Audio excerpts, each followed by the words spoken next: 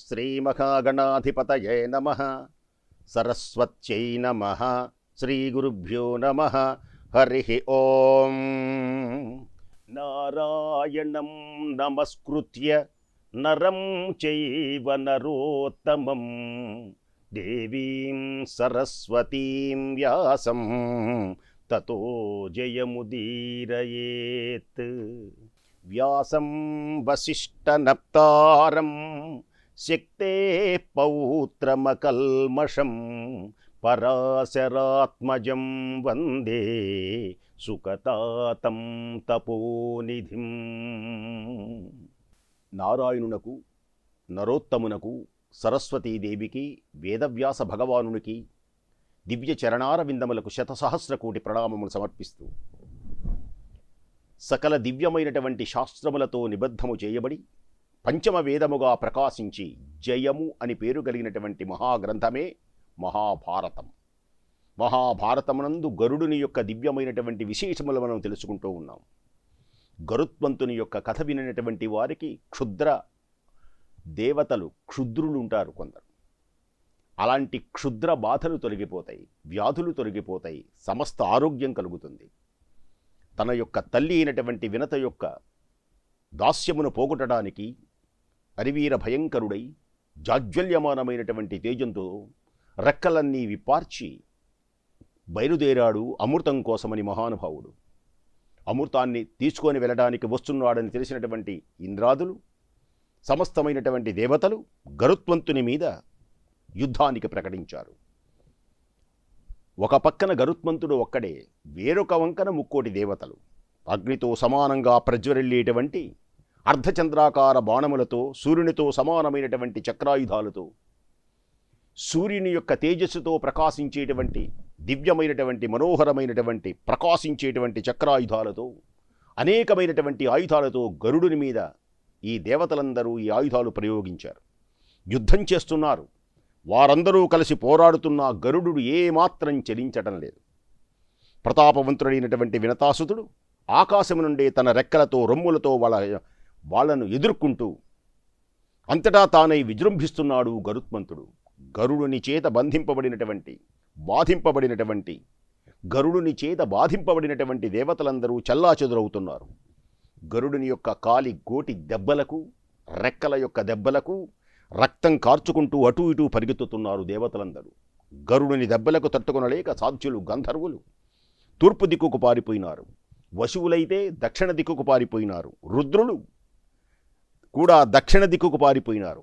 ఆదిత్యులు పడమట దిక్కుకు పారిపోయినారు. అశ్వనీ దేవతలు ఉత్తర దిక్కుకు పారిపోయినారు.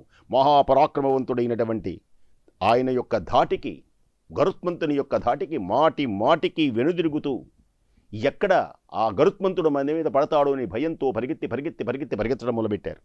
ఆకాశంలో అశ్వక్రందుడు, రేణుకుడు, తపనుడు, ఉలూకుడు, శశ్వనుడు, ప్రరుజుడు, పులినుడు అనే యక్షులతో ఖగేంద్రుడు భయంకరంగా పోరాడుతున్నాడు, యుద్ధం చేస్తున్నాడు. కానీ వారందరినీ తానొక్కడే గోళ్లతో, రెక్కలతో, ముక్కులతో ప్రళయకాలములో ఉన్నటువంటి రుద్రుడు ఏ విధంగా ఉంటాడో ఆ విధంగా బాధించి ఆ దేవతలందరినీ ఓడిస్తూ ఉన్నాడు. యక్షులందరూ మహాబలాఢ్యుడు, మామూలు వాళ్ళు కాదు యక్షులు. ఉత్సాహంతో పోరాడుతున్నారు. వారు గరుడుని యొక్క దెబ్బలకు రక్తం కార్చుకుంటూ మేఘాల్లా చెల్లాచెదురైపోతున్నారు.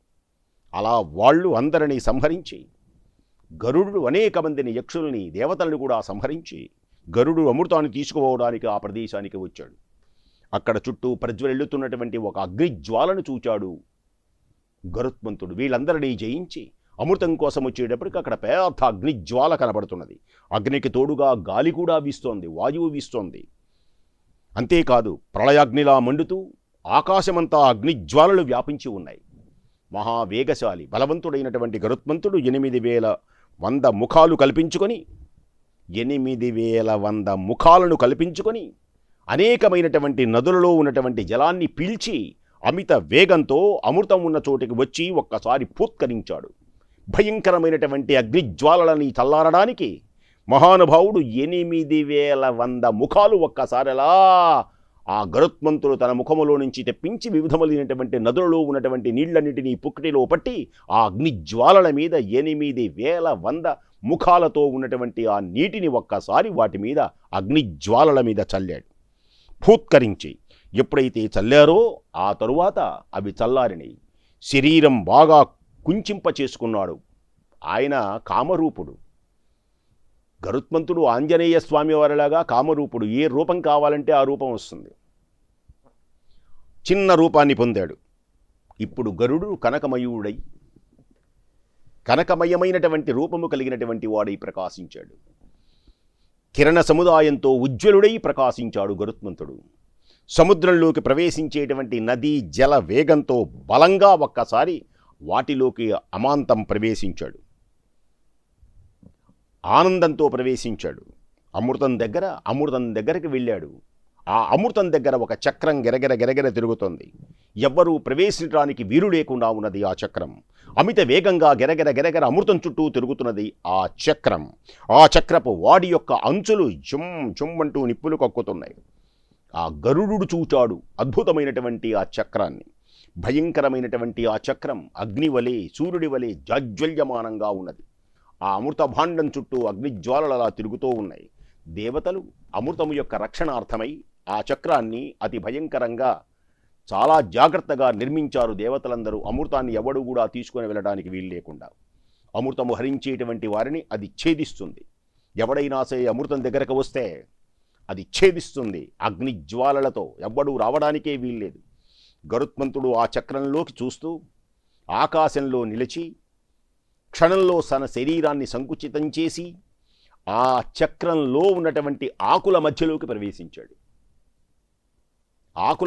ప్రవేశించాడు మహానుభావుడు. ఆ చక్రం కింద ఆత్మరక్షణ కోసమై పెద్ద 2 పాములు ఉన్నాయి అక్కడ. పాములు, అందుకనే పాములు పెనవేసుకొని ఉన్నాయి అంటే చాలా భయంకరమైనటువంటిదని అర్థం. వాటి నాలుకలు విద్యుల్లతల వలె తల్లతల్లలాడుతూ ఉన్నాయి. మండేటువంటి అగ్నిజ్వాలలాగున్నాయి ఆ సర్పాలన్నీ. ముందు దూసుకొని వస్తున్నట్లున్నాయి. ఆ సర్పాల కళ్ళలో క్రోధాగ్ని మండుతూ ఉన్నది. రెపరెపలాడుతూ ఉన్నాయి. రెప్ప వాల్చకుండా ఆ అమృతాన్ని కాపాడుతూ ఉన్నాయి ఆ పాములు. ఆ సర్పాలలో దేన్ని చూచినా వెంటనే, ఒకవేళ సర్పం మనల్ని చూచినా మనం సర్పాన్ని చూసినా, ఆ సర్పాల్లో దేన్ని చూసినా సరే వెంటనే చూసిన వాడు భస్మమైపోవలసిందే. అంతటి భయంకరమైనటువంటివి. అట్టి పరిస్థితిలో గరుత్మంతుడు వాటికి కనపడకుండా వాటి దృష్టిలో పడ్డాడు అంటే కాలిపోతారు. వాటి కళ్ళకు కనపడకుండా సర్పాల కళ్ళలో దుమ్ముగొట్టాడు. సర్పాల కళ్ళలో దుమ్ముగొట్టి వాటిని అన్ని దిశల నుండి పొడిచి వదిలిపెట్టాడు. ఆకాశంలో సంచరించేటువంటి పక్షీంద్రుడు ఆ సర్పాలను ఒక్కసారి పట్టుకొని వాటిని తన మధ్యకు తీసుకొని 2 ముక్కలు చేశాడు ఆ సర్పాల్ని గరుత్మంతుడు. ఓహో, ఏమి ఆయన తేజస్సు! అతడు వెంటనే అమృత పాత్రకు అడ్డంకులే లేవు. అగ్నిజ్వాలలు లేవు, పాములు లేవు, ఎవ్వరూ లేరు. అడ్డగించేటువంటి వారే లేరు. అలాంటి అద్భుతమైన మహోన్నతమైనటువంటి అమృత పాత్రను పైకి ఎత్తాడు. ఆ యంత్రాన్ని బ్రద్దలు కొట్టి వెంటనే వేగంగా పాత్రలో అలా ఒక్కసారి పైకి ఎగిరాడు. అమృత పాత్రతో ఒక్కసారి ఆకాశానికి ఎగిరాడు రివ్వున గరుత్మంతుడు. అతడు అమృతము లభించినప్పటికీ తాగలేదు గరుత్మంతుడు. అది గొప్ప విశేషం. అమృతము లభించినా గరుత్మంతుడు తాగలేదు. త్వరగా చోటు నుండి వెళ్ళిపోవాలనేటువంటి కోరికతో సూర్యకాంతిని తిరస్కరిస్తూ అలసట లేకుండా వచ్చేశాడు మహానుభావుడు. అమృత భాండాన్ని తీసుకొని వచ్చాడు. అప్పుడు శ్రీమన్నారాయణుడు అతని యొక్క అలౌలుపత్వానికి సంతోషించి నారాయణుడు ఆకాశంలో అతనికి ప్రత్యక్షమైనాడు. అతని యొక్క దివ్యమైనటువంటి కార్యదీక్షకు సంతోషించాడు, ఆనందించాడు. అందుచేత అవ్యయుడైనటువంటి విష్ణుమూర్తి గరుడునితో ఆ విష్ణుమూర్తి అంటున్నాడు, గరుడా, నీకు వరమివ్వాలని అనుకుంటున్నాను అన్నాడు. నారాయణుడు గరుత్మంతునితో నీకు వరమివ్వాలి అన్నాడు. అనుకుంటున్నాను అన్నాడు. ఆకాశంలో సంచరించేటువంటి గరుడు, స్వామి, మీ పైన నేను ధ్వజంగా ఉంటాను. గరుడధ్వజం. గరుడధ్వజుడు అంటే విష్ణుమూర్తి అన్నమాట. మీకు నేను మీ పైన అంటే మీ ధ్వజంగా నేను ఉంటాను అన్నాడు. ఇంకా అమృతం తాగకుండానే, నారాయణ నాకు అమృతం తాగకుండానే నాకు ముసలితనము మరణము లేకుండా వరమివ్వవలసిందిగా ప్రార్థిస్తున్నాను అని ఆ మహోన్నతమైనటువంటి మూర్తి గరుత్మంతుడు విష్ణుమూర్తిని చక్కగా ఇలా ప్రశ్నించాడు మహానుభావుడు. ప్రార్థిస్తున్నాను అన్నాడు. మహోన్నతమైనటువంటి రూపము, నాకు మరణము ముసలితనము లేకుండా అమృతం తాగకుండానే నాకు వరమివ్వు అన్నాడు. అలాగేనని విష్ణుమూర్తి గరుతునికి వరమిచ్చాడు. ఇలా 2 వరాలు పొందాడు మహానుభావుడు.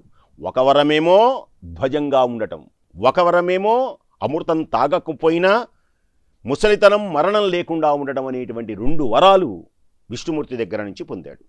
2 వరాలు పొంది మళ్ళీ గరుడు విష్ణుమూర్తితో పలుకుతున్నాడు. మహానుభావుడైనటువంటి గరుత్మంతుడు, దేవదేవా హే నారాయణ, నేను కూడా నీకు వరమివ్వాలి అనుకుంటున్నాను అన్నాడు గరుత్మంతుడు విష్ణుమూర్తితో.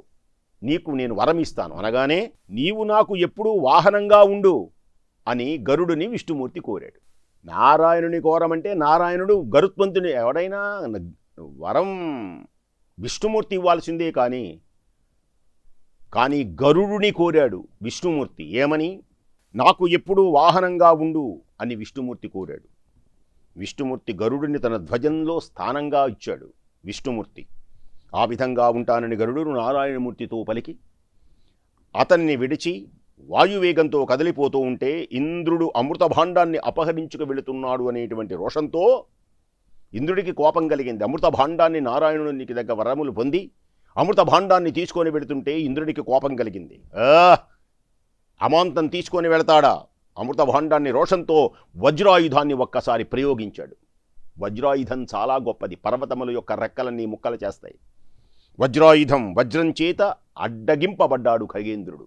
వజ్రాయుధం వస్తోంది, గరుత్మంతుడు ఆగాడు. ఇంద్రుడితో పరిహాసం చేశాడు.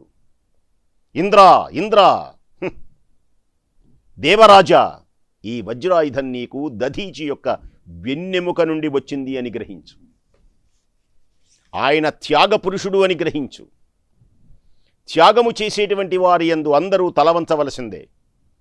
అయితే నువ్వు ప్రయోగించావని కాదు, నీ దగ్గర ఉన్నటువంటి వజ్రాయుధం దధీచి అని పేరు కలిగినటువంటి మహానుభావుని యొక్క దివ్య శక్తివంతమైనటువంటిది. అది ఆ వెన్నెముక నుంచి తయారు చేసినటువంటిది. కాబట్టి ఈ ఆయుధాన్ని అవమానిస్తే నేను మహర్షిని అవమానించినట్లే అవుతుంది. ఈ ఆయుధాన్ని నేను ధిక్కరించగలను, కానీ ఆ మహర్షి గొప్పవాడైనటువంటి ఆ త్యాగమూర్తిని నేను అవమానించిన వాడిని అవుతాను. మహనీయందలి గౌరవంతో నువ్వు వజ్రాయుధం ప్రయోగించావు గనక నా రెక్కలని నన్ను ఏమీ చేయలేదు. అయితే ఆ మహనీయుని యొక్క గౌరవార్థం నేను అంగీకరిస్తూ ఒక ఈకను అలా వజ్రాయుధం తాకి వెళుతుంది, ఒక ఈక ఊడిపోతుంది నా రెక్కలో నుంచి. దీన్ని కూడా ఏమీ చెయ్యలేదు, అసలు ఈకను కూడా ఏమీ చేయలేదు. నేను మహర్షి మీద ఉన్నటువంటి అత్యంతరమైనటువంటి గౌరవ భావంతో నేను ఇలా పలుకుతున్నటువంటి పుణ్యమైనటువంటి మాటలు. ఇంద్ర, నీ వజ్రప్రహారం వల్ల నా శరీరానికి ఎటువంటి బాధ కలగదు కదా, ఏమీ బాధ కలగదు అని ఇంద్రుడితో పలికి, పక్షీంద్రుడు ఆ దివ్యమైనటువంటి దధీచి మహర్షి యొక్క దివ్యమైనటువంటి గౌరవంతో, మహర్షి యొక్క మహోన్నతమైనటువంటి గౌరవంతో త్యాగబుద్ధికి అతడు తలవంచి ఒక ఈకను వదిలాడు. ఈ విధంగా ఈకను వదలటం వలన జనులు అతన్ని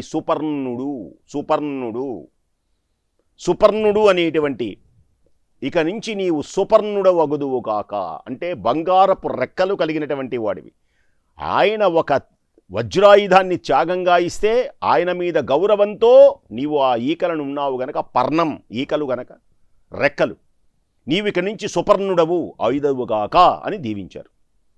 ఆ పేరు పెట్టుకున్నాడు. ఆశ్చర్యకరమైనటువంటి ఇంద్రుడు గుర్తించి అప్పుడు తెలిసింది ఇంద్రుడికి ఈ పక్షిరాజు సామాన్యుడు కాదని. మహాఖగేంద్రుడని తలచి, ఓ ఖగోత్తమ, నీ మహత్తరమైనటువంటి బలాన్ని గూర్చి వినాలి అని కోరుకుంటున్నాను, నీతో స్నేహం చెయ్యాలి అని కోరుకుంటున్నాను, నీతో స్నేహం చెయ్యాలని కోరుకుంటున్నాను, నీ మహత్తరమైనటువంటి బలాన్ని గూర్చి వినాలి అని కోరిక కలిగింది, తెలియచేయి. గరుడు పలుకుతున్నాడు, దేవేంద్ర, నీవు కోరినటువంటి ప్రకారం నీతో సఖ్యాన్ని నేను అంగీకరిస్తాను. మీరందరూ దేవతలు, మంచివారు. సహింపరాని నా బలాన్ని గురించి ఒక్కసారి తెలుసుకో. మహేంద్ర, నా బలాన్ని కానీ గుణాన్ని కానీ తామే పొగుడుకోవటం సత్పురుషుల యొక్క లక్షణం కాదు. సత్పురుషులెవ్వరూ గొప్పగా ప్రశంసించరు. నా బలాన్ని గురించి చెప్పమన్నావు. నా బలాన్ని గురించి నేను చెప్పవచ్చు, కానీ నా బలాన్ని నేనే పొగుడుకోవటం వలన ఇది ఆత్మస్తుతి అని నన్ను సత్పురుషులు అంగీకరించరు. నీవు స్నేహం కోరావు కాబట్టి, నీవు స్నేహితుడువు కనుక నేను నీతో చెప్పవచ్చు, తప్పులేదు. ఇది ఆత్మస్తుతి కాదు, ఇది అవసరం కూడా. పర్వతాలతో అడవులతో కూడినటువంటి భూమినంతటిని, అపారమైనటువంటి సముద్రాలను, నన్ను, నీ దేవలోకాన్ని కూడా ఒక్క రెక్కతో నిన్ను కూడా మోయగలను నేను. ఒక్క రెక్క మీద ఈ భూమండలం మొత్తాన్ని మోయగలను. పర్వతాలతో అడవులతో బ్రహ్మాండమైనటువంటి భూమండలం మొత్తాన్ని నేను మోయగలను ఒక రెక్కతో. ఇన్ని 2 రెక్కలక్కర్లేదు, ఒక రెక్కతోనే మోయగలను. స్థావర జంగమాత్మకమైనటువంటి బ్రహ్మాండం అంతటినీ ఒక్క రెక్కలోనే అనాయాసంగా మోయగలిగినటువంటి శక్తి, బలం నాకు ఉన్నది అని తెలుసుకో. ఈ బ్రహ్మాండములన్నిటినీ నా రెక్కలో మోయగలను నేను. గరుడుని పరాక్రమాన్ని విన్నటువంటి సర్వలోక హితుడైన దేవేంద్రుడు పక్షీంద్రునితో అంటున్నాడు, మిత్రమా, నీవు చెప్పింది అంతా సత్యమే, అది సాధ్యమే. అందుచేత నీతో మైత్రిని నేను అంగీకరిస్తున్నాను. కాబట్టి నాతో మైత్రిని స్వీకరించు. నీకు అమృతము అక్కర్లేదు కదా. విష్ణుమూర్తి దగ్గర నుంచి వరం పొందావు. నీవు అమృతం తాగకుండానే మరణము, ముసలితనము 2 లేకుండా అజేయ బలపరాక్రమ సంపన్నుడైనటువంటి వాడుగా రూపొందావు. నీకు అమృతము అక్కర్లేదు కదా. కాబట్టి నాకు ఆ అమృత కలశాన్ని తిరిగి ఇచ్చివేయి. నీవు దీన్ని ఎవరికైనా ఇస్తే వారు మమ్మల్ని బాధిస్తారు అమృతాన్ని తాగి. మరొకరికివ్వకు. అప్పుడు గరుత్మంతుడు అన్నాడు, దేవేంద్ర, అసలు నేను ఈ అమృతం తీసుకొని వెళుతున్నది ఒక బలవత్తరమైనటువంటి కారణం వలన. తన తల్లి యొక్క దాస్య విముక్తి చేయడానికి వెళుతున్నాడు ఆయన. అమృతాన్ని ఎలా ఇస్తాడు ఇప్పుడు ఇవ్వడు. కొన్ని పనులు అయిన తర్వాత ఒకవేళ ఇవ్వమంటే ఇస్తాడేమో. కానీ ఒకానొక కారణంతో నేను ఈ అమృతాన్ని తీసుకొని వెళుతున్నాను. దీనిని త్రాగడానికి ఎవ్వరికీ నేను ఇవ్వను. నీ మాట ప్రకారం నేను స్వయంగా దీనిని ఎక్కడ ఉంచుతానో జాగ్రత్తగా విను ఇంద్ర. నేను తీసుకొని వెళ్ళి నేను ఎక్కడ ఉంచుతానో అక్కడికి నీవు వెంటనే వచ్చి హరించుకొని తీసుకొని వెళ్ళిపో. నా పని పూర్తవుతుంది, నీ పని పూర్తవుతుంది. అప్పుడు ఓ పక్షీంద్ర, గరుత్మంతుడా, ఇప్పుడు నీ మాటలకు నాకు సంతోషం కలిగింది. నీకు నా నుండి ఏ వరం కావాలో కోరుకో, నేనేమి చెయ్యాలో చెప్పు, చేస్తాను అన్నాడు. ఇంద్రుడలా వరం కోరుకోమని అడగగానే గరుత్మంతుడు కద్రు పుత్రులను ఒక్కసారి స్మరించాడు. తన తల్లి వారు మోసగించినటువంటి విషయాన్ని గుర్తు చేశారు. అప్పుడు ఇంద్రునితో గరుత్మంతుడు, ఇంద్ర, దేవేంద్ర, నాకు అసాధ్యం లేనప్పటికీ నేను అన్నిటిలో సాధ్యం కానిది నాకు ఏదీ లేదు. అయినప్పటికీ నువ్వు కోరుకోమన్నావు గనక ఒక వరం కోరుకుంటున్నాను. అమృతాన్ని ఇతరులకు ఇవ్వను, అమృతాన్ని ఇతరులకు ఇవ్వను. మహాబలవంతులైనటువంటి సర్పాలు నాకు ఆహారం అగునుగాక అన్నాడు. ఈ సర్పాలన్నీ నాకు ఆహారం అవ్వాలి అన్నాడు. అలాగే తథాస్తు అన్నాడు ఇంద్రుడు. యోగీశ్వరేశ్వరుడు, దేవాదిదేవుడు, పరమాత్ముడు అయినటువంటి శ్రీహరి వెంట ఇంద్రుడు తన లోకానికి వెళ్ళిపోయినాడు. శ్రీహరి కూడా గరుడుని యొక్క మాటకు సంతోషించాడు. ఇంద్రుని సకలములు కోరినటువంటి విశేషంగా ఇంద్రుడు ఏదడిగాడో ఆ ప్రకారం ఖగేంద్రుడు చేయడానికి ఇష్టపడ్డాడు. ఖగేంద్రుడు కోరిన ప్రకారమే ఇంద్రుడు కూడా అంగీకరించాడు, నారాయణుడు కూడా. ఇంద్రుడు ఖగేంద్రుని దగ్గరకు వెళ్ళి, అంటే గరుత్మంతుని దగ్గరకు వెళ్ళి, నీవు అమృత కలశాన్ని అక్కడ ఉంచగానే నేను తీసుకొని వెళతాను అని మాట తీసుకున్నాడు. అనంతరం గరుత్మంతుడు తన తల్లి దగ్గరికి వెళ్ళి సర్పాలన్నీ పిలిచాడు. తన తల్లి దాస్య విముక్తికై వాళ్ళందరితో మాట్లాడుతున్నాడు. వారితో, ఓ నాగులారా, మా తల్లి మీకు దాస్యం చేస్తున్నది మీ అమ్మ మాట అనుసరించి. మరి దాస్య విముక్తి కావాలి ఏమిటే అమృత భాండం తేవాలి అన్నారు, తెచ్చాను, ఇదిగో. మీరు అమృత భాండం తెమ్మన్నారంతే. నాగులారా, నేను మీరు కోరినటువంటి విధంగా అమృతాన్ని తీసుకొని వచ్చాను. ఈ దర్భలపై ఉంచుతున్నాను, పలుకుతున్నాడు ఆయన. ఈ అమృత భాండాన్ని దర్భలపై ఉంచుతున్నాడు. మీరు స్నానం చేసి శుచులై వచ్చి ఈ అమృతాన్ని పానం చేయండి. అమృతం తీసుకొని వచ్చి ఇస్తే మా తల్లి దాస్య విముక్తి పొందుతుందని చెప్పారుగా, ఇదిగో ఇక్కడ పెడుతున్నా, మీకు ఇస్తున్నా. మా తల్లి దాస్య విముక్తి పూర్తి అయిపోయింది. ఇక మీకు దాస్యం చేయవలసిన అవసరం లేదు. మీరు ఏం చేసుకుంటారో నాకు అనవసరం. ఇదిగో మీ పాత్ర. మీరు తాగుతారా, స్నానం చేస్తారో తర్వాత అది మీ ఇష్టం, తర్వాత పానం చేసుకోండి. ఇక ఈ పాత్రకి నాకు సంబంధం లేదు. మీరు కోరినటువంటి విధంగా అమృత భాండాన్ని తీసుకొని వచ్చాను. ఇక నా తల్లి దాస్యము నుండి విముక్తి పొందుతుంది. ఆ ప్రకారం అమృతం తెచ్చాను. నా తల్లి మీ దాస్యము నుండి నేడే ఈ క్షణమే విముక్తి అయిపోయింది. దేనికని? అమృత భాండాన్ని తెచ్చానుగా. ఇక నా తల్లి మీకు దాసి కానే కాదు, మీరు చెప్పినట్లుగానే చేశాను కదా అన్నాడు గరుత్మంతుడు.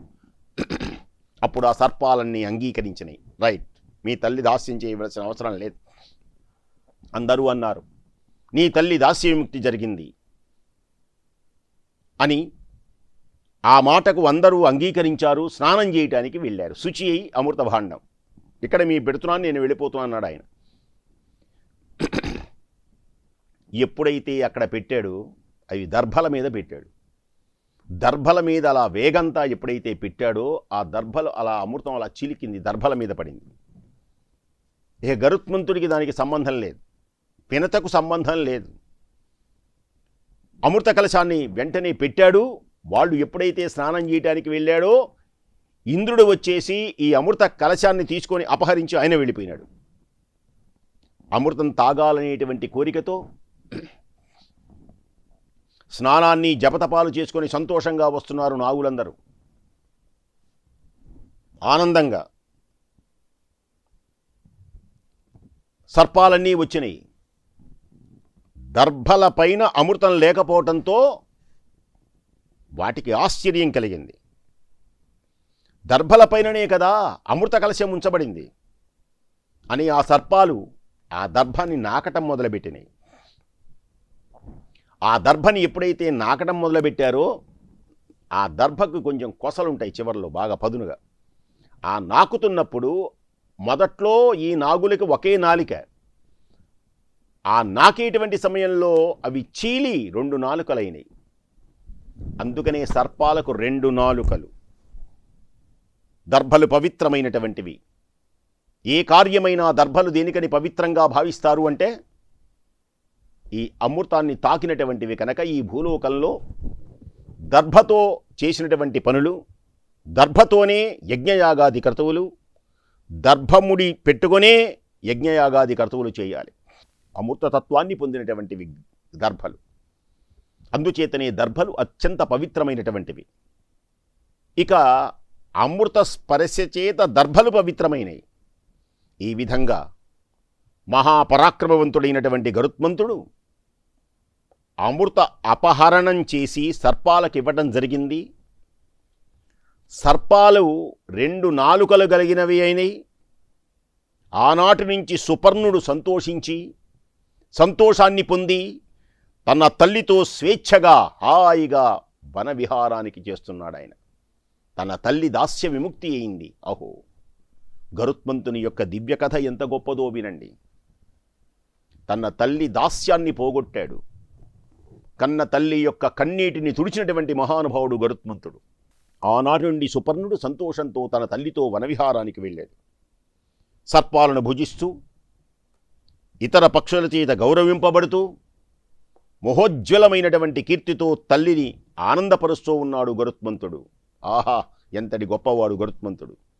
అందుచేతనే నలుగురు కూర్చున్నప్పుడు ముఖ్యమైన, పవిత్రమైన, మనోహరమైన, అద్భుతమైనటువంటి ఈ కథను ఎవరైతే వింటారో, ఎవరైతే చెబుతారో, ఆ గరుత్మంతుని యొక్క దివ్య గుణగానాలను ఎవరైతే చేస్తారో సకల పాపముల నుండి విముక్తి కలిగి అమృతతత్వం పొంది అఖండమైనటువంటి పుణ్యం కలుగుతుంది. స్వర్గ సౌఖ్యములు మీకు కలుగునుగాక. స్వస్తి.